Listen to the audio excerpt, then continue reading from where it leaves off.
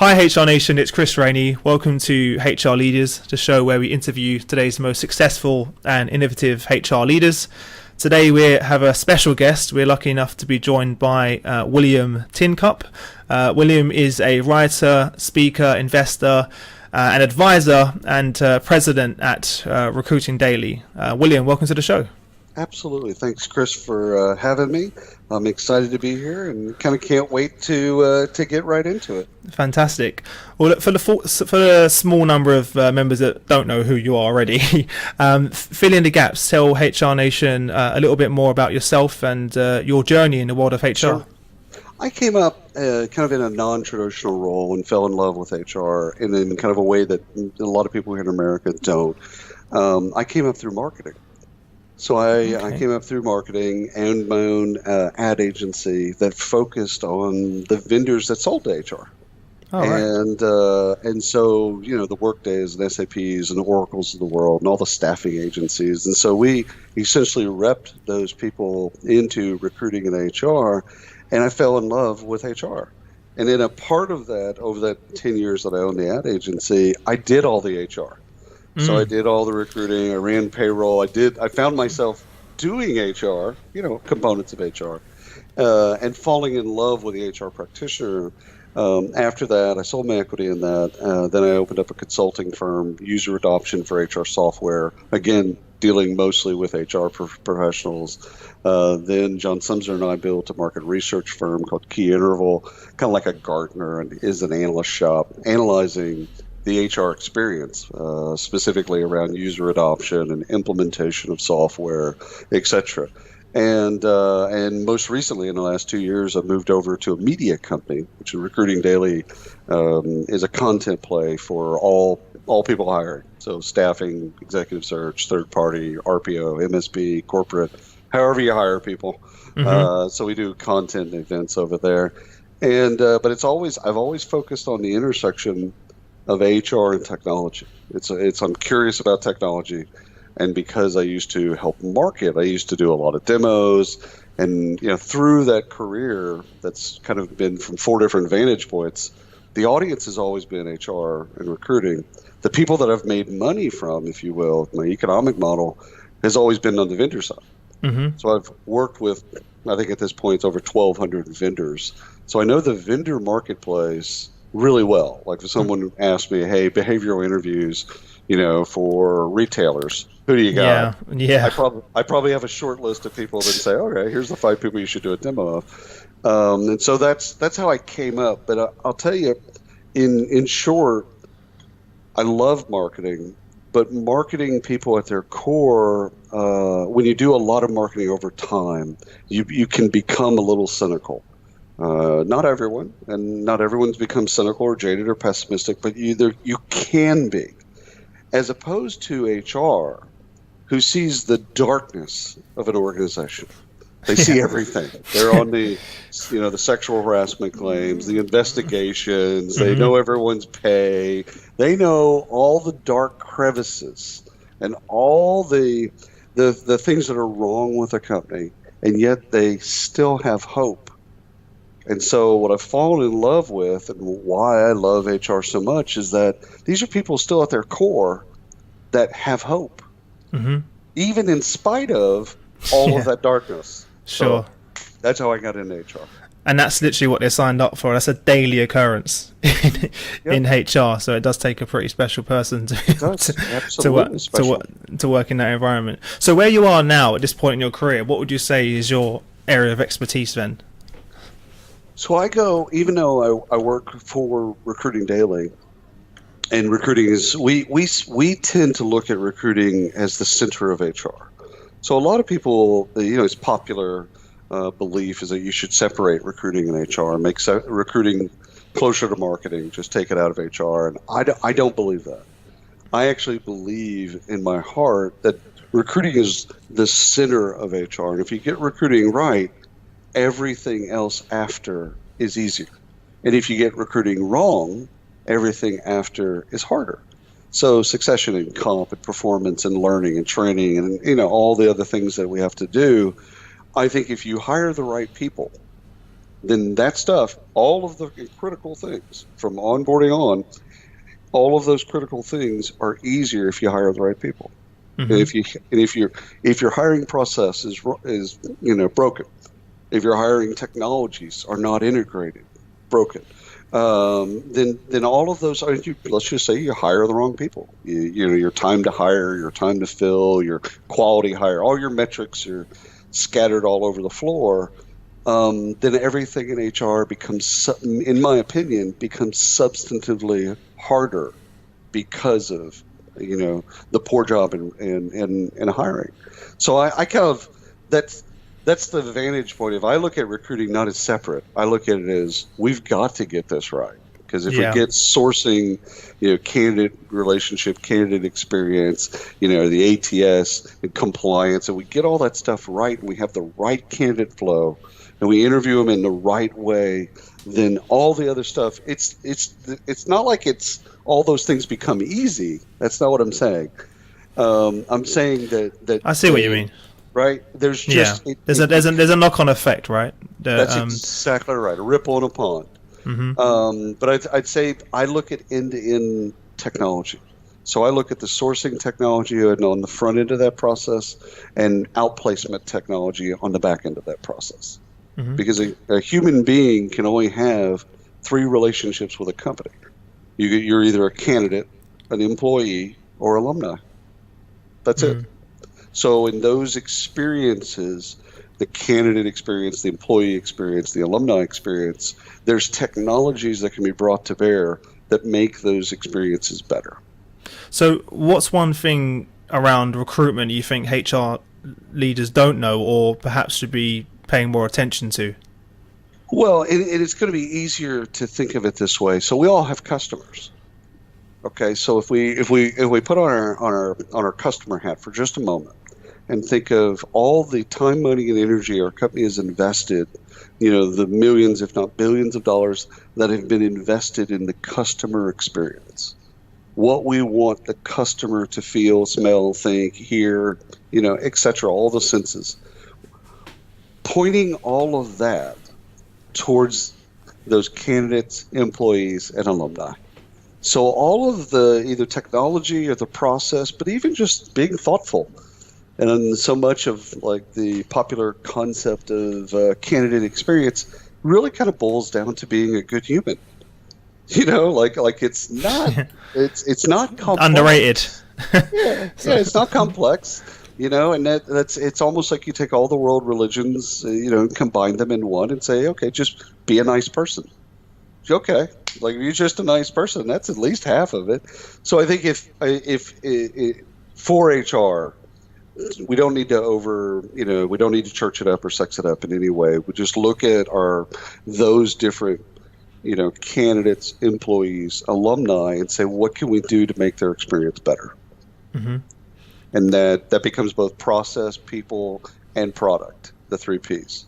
Yeah, perfect. And looking towards the future in terms of HR skills, do you feel that the skill set of a HR leader has now changed, obviously with technology coming into play? What skills do you think will be more important moving forward in the future? Well, I think that we're always going to have our experiences. So I think that it's almost like this polarities of art and science, right? But if you really study art, at the end of art is science. So if you talk to an artist that's been in the game, Chuck Close, great painter, you talk to Chuck, you find out that after 40 years of doing the thing, it's about chemistry. It's about biology. It's about all of these hard sciences. And the same thing is true with science. You talk to a physicist that's been in the game for 40 years, and at the end of physics is art. So what we have in HR was we grew up experiential.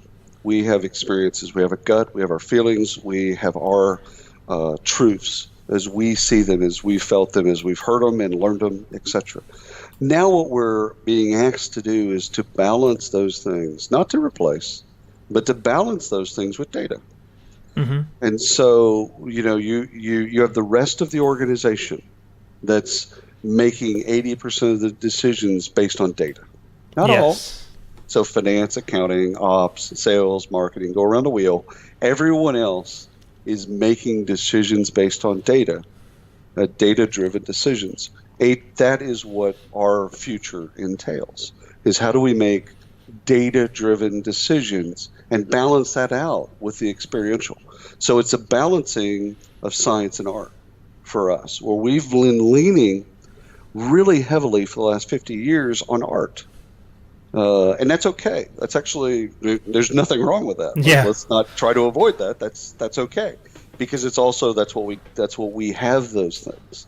Now what we have to do is look at the skills, probably more of the hard science skills, the STEM skills, science, technology, engineering, and math. We need to learn more about statistics. We need to be more comfortable in Excel and spreadsheets and data and databases and coding.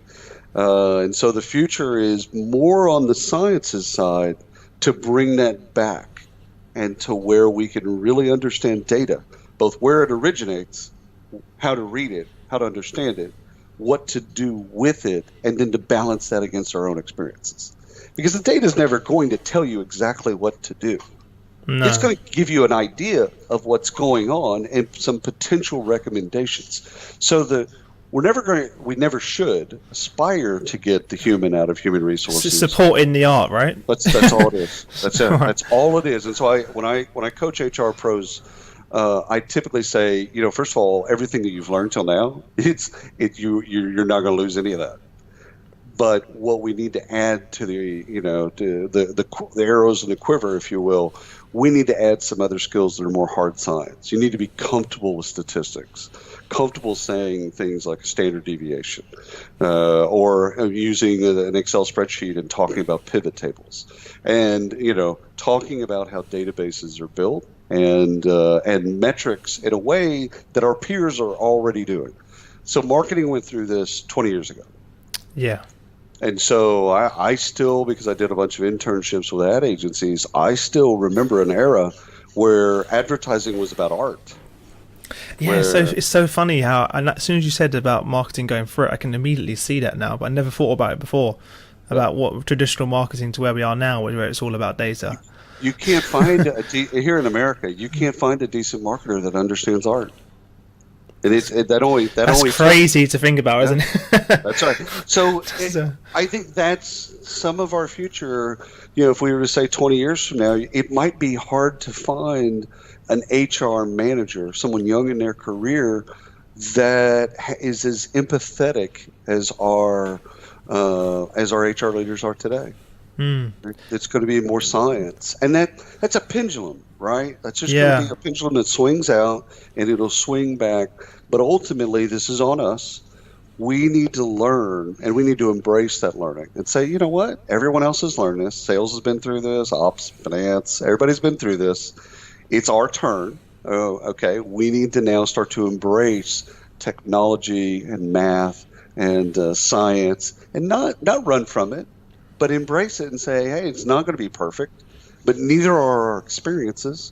So, but by balancing those two out, by weighing those two with and against each other, you can then make some more informed decisions. And I see this in the boardroom or the executive roundtable where, it's Sally, what do you think? It's like, well, the data says this. And here, based on my experience, here's what I think we should do based on what the data is telling us. Mm-hmm. And that's how Sally's going to talk. That's how Jim's going to talk. That's how Sally's going to talk. And that's okay. And right now, that isn't how we talk, generally speaking. It's a very interesting way you put it there. Very unique way. So how do HR leaders start to prepare for this? Or, one of the questions that we get often, the minefield of what is HR software. There's so much out there and there's so much information coming at them. How do they prepare or approach buying HR software or investing in technology? So the first thing is a deeply personal mission. It's this change is upon you. You can choose not to go through it, or you can choose to go through it and be better on the other side. And just like every other change that you've ever made in your life, it's going to be hard. Learning something new, not easy, turns out. Yeah. So the first thing is you got to stare at yourself in the mirror, which is all that other stuff. it all comes after. And that's why you got to look yourself in the mirror and go, do I want to make this next transition? And if the answer is yes, and my hope is that it is yes, then it's like, okay, cool. Then I've made the decision. I'm going to start to embrace, science, technology, engineering, math. I'm going to start to engage with people to learn more about data. Okay. Like it's almost becomes, you get excited now. Like, okay, I've decided I'm all in. And I'm going to go do it now. Okay, so there's all kinds of learning and coursework and mentorships and all that other stuff. But it's deeply personal, A. B, you've just got to commit to change. Yeah. And say, I'm in. I'm going to do it. And it doesn't age, gender, race, religion, none of that shit matters. Excuse me, none of that stuff matters. It's a personal decision between you and the mirror. And if you look at it that way and say, I'm down, I'm going to do this, I'm excited and terrified, go. And just throw yourself in. And if you do that, again, it's going to be hard. I'm not going to sugarcoat that. It's going to be hard.